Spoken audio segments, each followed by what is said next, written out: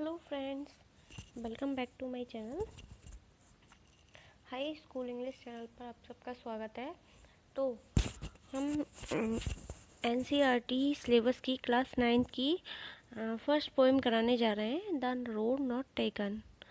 तो ये पोएम लिखी थी रॉबर्ट फ्रॉस्ट ने एंड हम इसका एक्सप्लेनेशन आपको कराएंगे।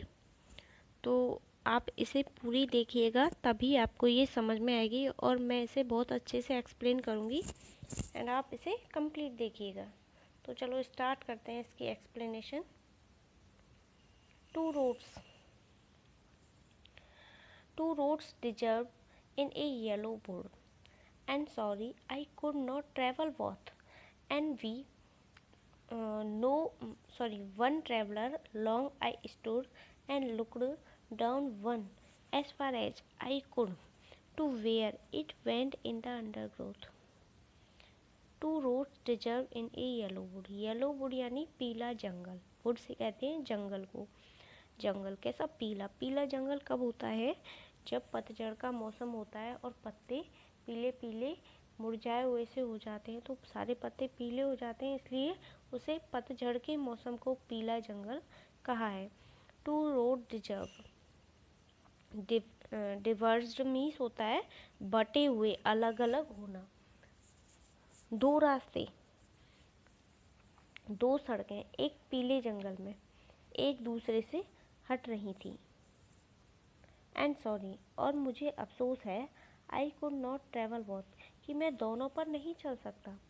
मुझे क्या अफसोस है कि मैं दोनों पर नहीं चल सकता।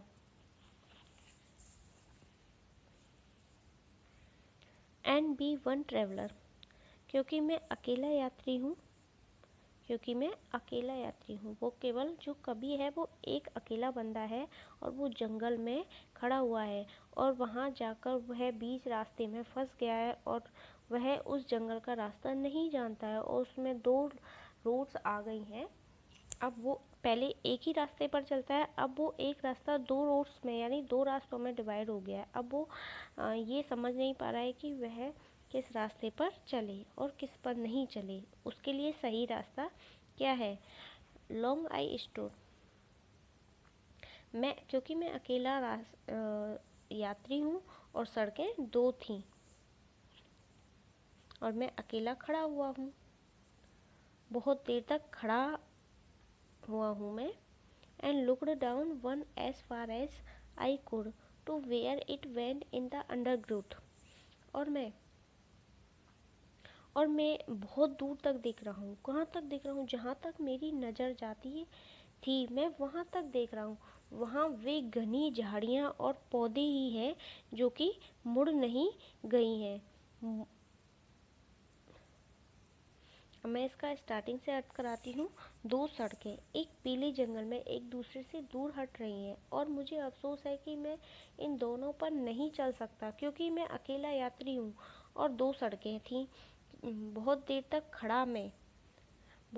तक मैं खड़ा रहा और मैं उन्हें जहाँ तक नज़र जाती थी वहाँ तक वे घनी झाड़ियाँ और पौधे ही दिख रहे थे और वो मुड़ भी नहीं रहे थे वहाँ से। एंड सेकंड पैराग्राफ है,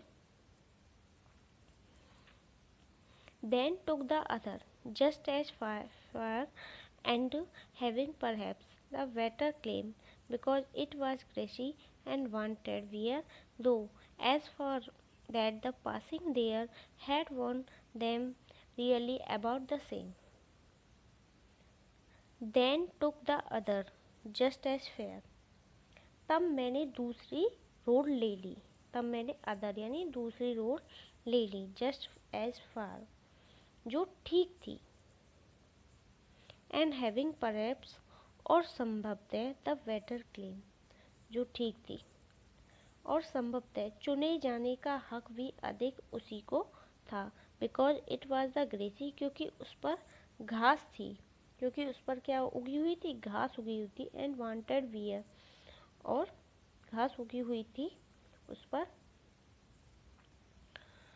दो as for that the passing here had worn them really about the same, और उस पर क्योंकि उस पर घास उगी हुई थी और यह सड़क प्रयोग होना मांगती थी।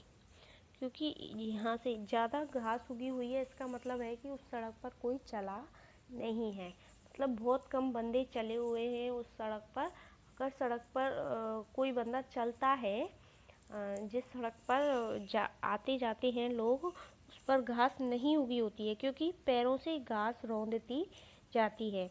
यद्यपि यहाँ तक मैं दोनों पर चला था, जहाँ तक घास थी मैं वहाँ तक दोनों पर चला था, और मैंने दूसरी रोड ले ली।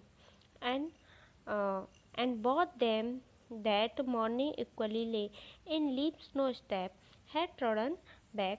Oh, I kept the first for another day, here too, knowing how way leads on to way. I doubted if I should ever come back. And third paragraph ही है, एंड इसका हम अर्थ कराते हैं। And both that morning equally lay, उस सुबह दोनों एक जैसी थी। उस सुबह दोनों एक जैसी क्या थी? रोड थी। In leaves no step had trodden black, पत्तों को किसी कदम ने रौंद कर काला नहीं किया था। मतलब जो पत्ते पड़े हुए थे, लीव्स पड़ी हुई थी नीचे, उनको किसी ने रौंदा नहीं था, उसे किसी मतलब वहाँ पर कोई भी व्यक्ति चला नहीं था। Oh I kept the first for another day, oh मैंने पहली सड़क किसी और दिन चलने के लिए रख ली। मैंने दूसरी सड़क ले ली, और मैंने सोचा कि मैं पहली सड़क पर किसी और दिन चलूँगा। Yet knowing how way lead on to the way, I doubt if I should ever come back. यह जानते हुए कि कैसे रास्ता आगे से आगे निकलता जाता है। I doubt if I should ever come back. और मुझे संदेह था, मुझे संदेह था कि कभी मैं वापस आ भी पाऊँगा। मतलब इस कभी का कहने का कुछ और ही मतलब है। कभी का कहने का मतलब है कि कभी कभी कोई व्यक्ति ऐसी सिचुएशन में फंस जाता है जहाँ दो रास्ते होते हैं। जैसे आप 10th कर लोगे, उसके बाद आपके पास कई रास्ते होंगे। आपको आर्ट्स लेनी है या साइंस लेनी है, बायोलॉजी लेनी है, मैथ्स लेनी है, कॉमर्स लेनी है। फिर आप उसके बाद 12th के बाद आपने जैसे साइंस ले ली, तो उसके बाद BSc करनी है, या आपको डॉक्टरी करनी है, नर्सिंग करनी है। तो हमें बहुत सारी सिचुएशन ऐसी कई बार ज़िंदगी में कई सिचुएशन खड़ी हो जाती हैं, जो कई रास्ते दिखाई देते हैं, और हमें पता नहीं होता कि हमें कौन से रास्ते पर चलना है। कभी का कहने का यही मतलब है। I shall be telling this with a sign. Somewhere age and age hence, two roads diverged in a wood, and I took the one less travelled by, and that has made all the difference. ये किसने लिखा है? Robert Frost ने लिखी है ये poem. And इस poem का अर्थ कराते हैं। I shall be telling this with a sigh. कभी सर्दियों बाद भविष्य में मैं एक गहरी सांस छोड़ूंगा। कभी सदियों बाद भविष्य में मैं गहरी सांस छोड़कर कहूँगा कि किसी जंगल में दो सड़कें विभाजित हो रही थी। Somewhere is an age hence, two roads diverged in a wood. किसी जंगल में दो सड़कें विभाजित हो रही थीं। And I took the one less traveled by, and that has made all the difference. और मैंने वह सड़क ली जिस पर कम चला गया था, और उसी से सब बदल गया।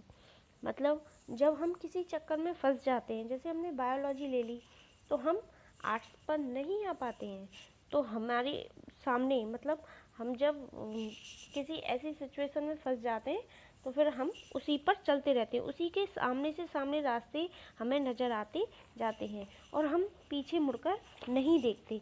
ये थी हमारी आज की पोएम। अगर आपको अच्छी लगी हो तो हमारे चैनल को लाइक करें, हमारी वीडियो को लाइक करें, हमारे चैनल को सब्सक्राइब करें, और अपने फ्रेंड्स के साथ शेयर करें, और इस पोएम को अधिक से अधिक शेयर करें। and love you all. Thank you watching for my video.